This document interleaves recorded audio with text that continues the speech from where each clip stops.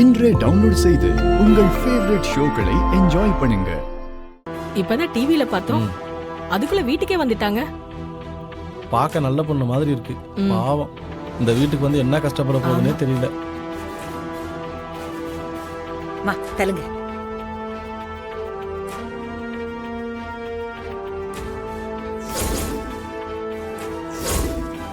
டேய், என்னடா நடக்குதுங்க?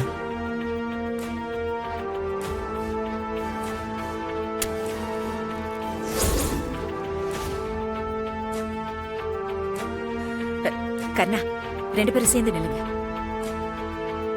நில்லுங்க.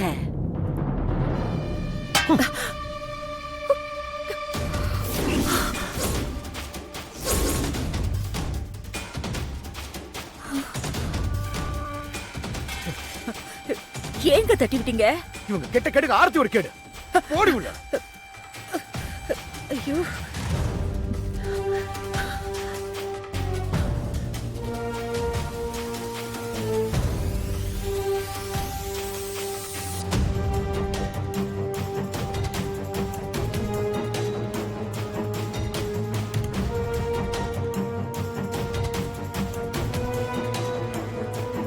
ஊருக்குள்ள அவ்வளோ சவடால பேசி சுத்திட்டு இருந்தல்ல, உன்னையே இங்க அடக்கி வர வச்சிட்டேன் பாத்தியா? யாருக்கிட்ட?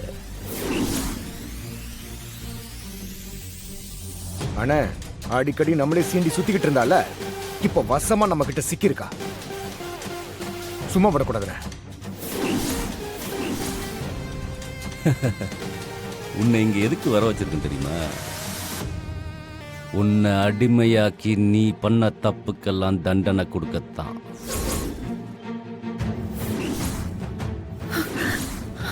அதுவும் சாதாரண தண்டனை இல்ல. நாங்க குடுக்கிற குடுப்புல எங்க குடும்பத்துக்குள்ள ஏண்டா வந்தோம்னு யோசிச்சு அழுவடி. இந்த வீட்டை பொறுத்த வரைக்கும் நாங்க வைக்கிறது தான் சட்டம், நாங்க சொல்றது தான் ஒழுக்கம், கட்டுப்பாடு எல்லாம்.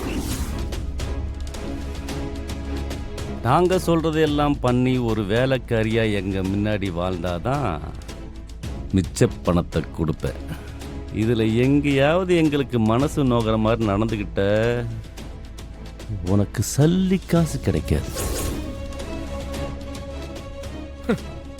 அண்ணா, எனக்கு என்னமோ இவெல்லாம் நம்ம வீட்டுல இன்னும் 2-3 நாள் தாக்கு பிடிப்பாளானே தெரியல. இன்னும் 2 நாள் துண்டை காணும் துணியை காணும் ஓட போற.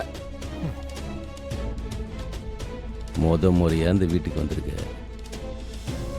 ஆரம்பத்துல இருந்து உனக்கும் எங்களுக்கும் ஒத்து போல. ஒவ்வொரு தடவையும் நீ எங்களை அசிங்கப்படுத்திருக்க. அந்த துப்பாக்கி கேஸ்ல எங்க கிட்ட இருந்து 20 லட்சம் ரூபாய் பிடுங்கி அந்த பொம்பளை கிட்ட கொடுத்துருக்க. இது எல்லாத்துக்கும் மேல எங்க வீட்டு பொண்ணையே எங்களை ஏமாத்தி பரிசலது கூட்டு போயிருக்க. அதுக்கெல்லாம் சேர்த்து வச்சு இப்ப என்ன பண்ணும் தெரியுமா? நீ என் காலில் விழுந்து மன்னிப்பு கேட்கணும்.